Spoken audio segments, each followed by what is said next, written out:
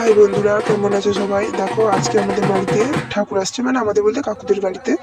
তো ঠাকুর আসছিল যখন এত বৃষ্টি হচ্ছিল, তো বলার বাইরে আমরা দিদির বাড়িতে 1 ঘন্টা দাঁড়িয়েছিলাম।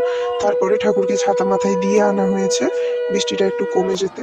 তো দেখো ঠাকুরের মাথায় কিন্তু চূড়া মুকুট কিছুই নেই, তার কারণ বৃষ্টির জন্য ওনাদেরকে পরানোই হয়নি। আর এইভাবে আমাদের বাড়িতে পুজো হয়ে তারপরে অন্য এক জায়গায় চলে যাবে। তো আমাদের বাড়িতে তো পুজো শুরু করেই গেছে প্রায়। দেখো পুজোটা তোমরা আগে দেখে নাও।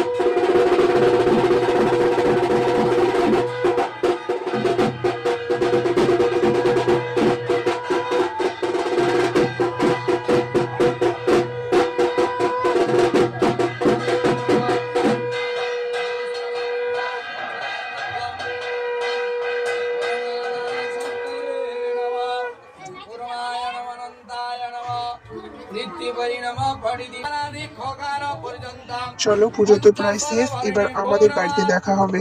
বাই।